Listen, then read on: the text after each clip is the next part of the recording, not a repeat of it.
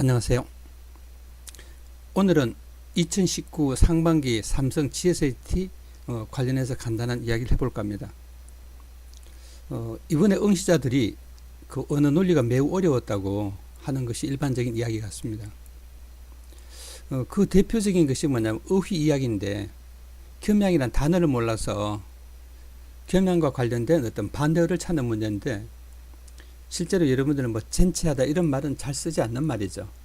그러니까 아주 나이가 많은 사람들이나 옛날 말투입니다. 이게 젠체하다는 것은. 그러니까 뭐 심지어 약간 사투리로는 재다 이런 말도 씁니다. 재지 마라 이런 말도 쓰는데, 그건 원래 표준어는 아닌 것 같고요. 되게 재지 마라 뭐 이런 말은 약간 생략된 말 같아요. 사전에는 아마 젠체만 나오고 나오지 않습니다. 재단 말은. 어쨌든 그런 이제 어휘를 아는 사람들은 이런 것을 맞추기 뭐 어렵지 않겠지만은, 지금 뭐 여러분들은 다 신세대잖아요. 대부분 이제 GS&AT 보시는 분들이 뭐 대학교를 갓 졸업했던 그런 분이 준데, 이런 말들은 되게 어렵습니다. 제가 드리는 말은 이런 식의 삼성 문제는 사실은 객관성이 없는 거죠. 그러니까 이게 우연과 어떤 너무 특수하면 안 돼요. 이게 문제라는 것은. 그래서 이제 제가 전에도 삼성 시험에 몇 번 지적을 한 바 있는데, 삼성이 약간 더 객관적일 필요가 있어요. 약간 더. 그 다음에 이제 문제 난이도를 조정할 때 뭐냐면 귀퉁이꼴 내는 게 아니라 수준 높은 문제를 내야 돼요. 어려운 문제가 두 가지 방향이 있죠. 하나는 뭐냐면 아주 귀퉁이에서 엉뚱하고 귀퉁이 끌내는 거예요. 아니면 수준 높은 내용을 물으면 또 어려워지죠. 여러분, 이런 세계적인 이런 기업이나 이런 데서는 귀퉁이 문제보다는, 그 귀퉁이 문제는 알아도 그만, 몰라도 그만이거든요. 그런 게 아니라 좀 심도가 있는, 심화된 어떤 그런 것을 내는 게 좋습니다. 그 다음에 또 뭐냐면 어휘라든지 이런 것이 미래지향적이어야 돼요. 미래도 계속 써먹고 이래야 되지, 젠체하다는 말을 누가 쓰겠어요. 이건 완전 죽은 단어에 가까운 거예요. 현대어로서 보면은. 사전에 나와 있지만 특히 젊은 층에서는 거의 사어화된 단어죠. 그래서 이런 문제를 아주 공공적이죠. 공공적으로 하는 시험에서는 내는 게 별로 바람직하진 않습니다. 어쨌든 이제 1차적으로 사람들이 언어 논리 중에서 어휘 너무 힘들었다 하는 것이 1차적인 대표적인 반응인 것 같습니다. 삼성 GS&AT와 관련해서 아주 간단한 몇 가지 이야기를 하면 그렇습니다. 제가 지금 다룰 부분은 뭐 다른 영역은 제가 이야기할 상황도 아니고 그럴 능력도 없습니다. 제가 관심 있거나 또 저하고 제가 이제 약간 전공과 관련 있는 것은 언어 논리예요. 이 언어 논리라는 것이 상당히 이제 애매한데, 이제 문제가 여러분 잘 아시다시피 30문항에 25분이고 한 문항당 55초 만에 풀어야 돼요. 그러면 여러분들은 뭐냐면 어휘라든가 어휘 관련해서 문제를 빨리 풀어야지 뭐냐 하면 문장이나 독해 논리 이쪽으로 더 시간을 배분해서 시간적 여유를 가져서 좀 더 충분히 바라볼 수 있겠죠. 그래서 이제 대부분 어휘는 여러분 잘 아시다시피 암기예요. 어휘는 여러분이 그냥 암기이기 때문에 뜻을 모르면은 하기가 어렵죠. 그 다음에 삼성은 뭐냐면은 찍을 수가 없잖아요. 모르면 그걸 비워둬야지. 감점이 있기 때문에. 그래서 여러분이 다른 데보다도 삼성은 대충이 아니라 정확한 게 중요해요. 그게 약간 차이가 나는 거죠, 사실은. 그래서 이제 다른 시험들은 어떠냐 하면은 이 찍는 맛이 있어요. 왜? 틀려도 상관없으니까. 점수에 반영이 안 되니까. 감점이 안 되니까.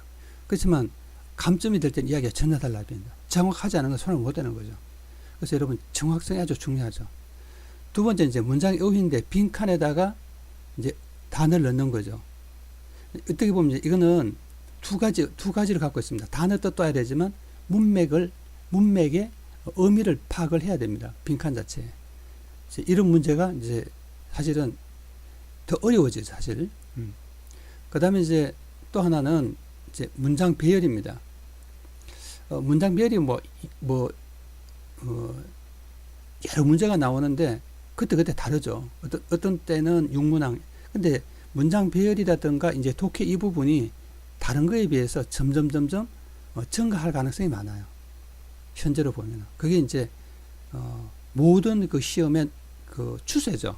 의의는 사실은 그렇게 중요하지 않은데, 전통적으로 그런 식으로 이제 그 어른들, 여러분 이제 공무원 시험도 그렇고, 다른, 이제 그 시험들 있잖아요. 기업들 시험. 삼성도 옛날에 그 삼성 시험은 그 옛날에 그 SSAT라고 할 때 그 당시에는 의의가 훨씬 더 많았죠, 실제로. 초창기에는 굉장히 의의 쪽이 강했습니다. 근데 최근으로 오면서 이제 그 문장이나 이쪽이 훨씬 더 이제 강화되기 시작했습니다. 자, 그래서 크게 보면은 이것도 변화 가능성이 있는데, 그 빈칸에 들어갈 문장. 이제 이런 게 있죠. 빈칸에 들어갈 문장. 그 다음에, 어떤 게 이어질 문장. 뭐 이런 것들을 이제, 찾는, 다시 말하면 이제 흩트려 놓고 재배열하는 어떤 그런 이제 문제들이 나오는데, 여러분 이거는 뭐냐면 이제 두 가지 개념이에요. 하나는 문단의 구조를 알아야 돼요. 문단의 구조. 그 다음에 문단의 구조와 함께 논리가 어떻게 전개되는지 의미의 전개 구조를 알아야 돼요. 근데 대충 이렇게 감으로 해서 하니까 굉장히 힘들어지는 거죠. 그러니까 이제 지금 현재 GSAT라든가 아니면 GSAT뿐만 아니라 공무원 시험이나 다른 이제 PSAT에도 뭐 이런 그 문단의 배열이라든가 이런 것이 문장의 배열과 문단의 배열에 문제가 나오는데 대부분 그 별로 논리적이지 못하고 그냥 이렇게 그 밑에 선지를 통해서 적당히 이렇게 끼워 맞추는 그런 식의 문제풀이를 많이 합니다. 그 왜 그랬냐면 이론이 없어서 그렇죠. 이론이 없으면 하기가 굉장히 어렵습니다. 그래서 여러분들은 문단에 대한 문장의 구조, 문단의 구조에 대해서 논리를 공부하는 게 좋습니다.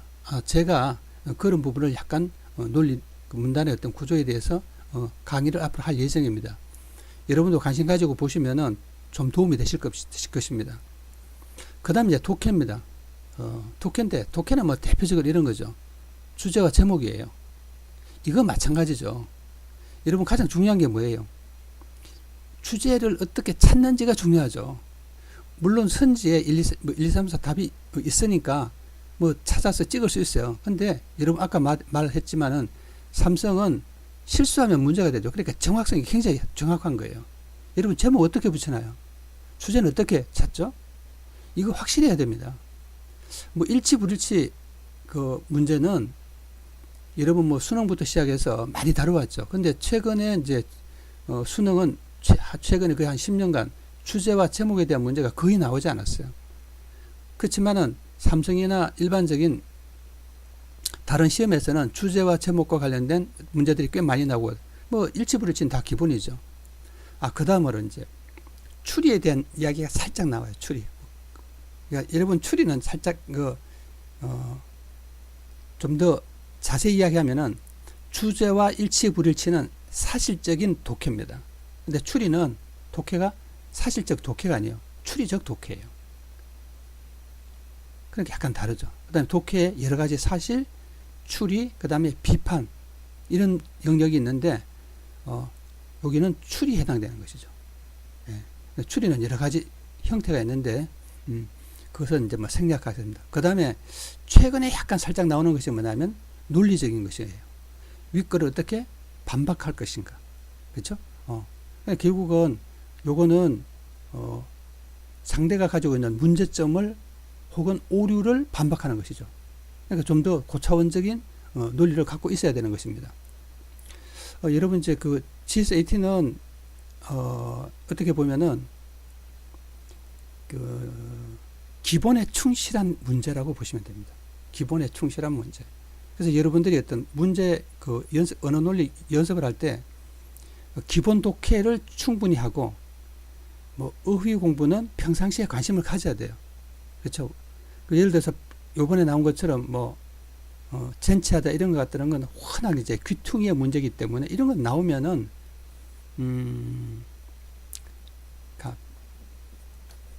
외우지 않고 모르는 경우에는 방법이 없습니다. 그렇죠? 누가 뭐 방법이 누구라도 모르면 암기기 때문에 방법이 없죠. 그래서 여러분들 너무 이제 어떻게 보면 고민하지 마시고 혹시 이제 이번에 시험을 좀 못 치셨다 하더라도 다음에 열심히 하셔서 잘할 수 있을 것입니다. 제가 이제 이 유튜브에 여러 가지 강의를 올리는데 특히 뭐냐면 앞으로 문장 배열, 독해, 그 다음에 이 부분을 중심으로 많이 강화시켜서 강의를 할 예정입니다. 여러분 기본적으로 뭐냐 하면은 모든 국어는 언어는 있잖아요. 그 문단의 글의 구조, 독해 이것이 거의 뭐 90-90%예요. 그러니까 수능이든 아니면은 그 뭐 여러분 NCS를 준비하든 PSAT를 준비하든 상관없이 심지어 뭐냐 하면은 뭐 리트도 마찬가지죠. 그런 공부하시는 분들조차도 제가 하는 그 강의를 좀 들으시면은 많은 도움이 될 거예요. 예, 감사합니다. 하여간 시험 치시느라 많이 고생하셨고요. 또 관심 있는 분들은 저희 사이트 와셔서 좀 이야기 들어주시면 감사하겠습니다. 예, 안녕히 계세요.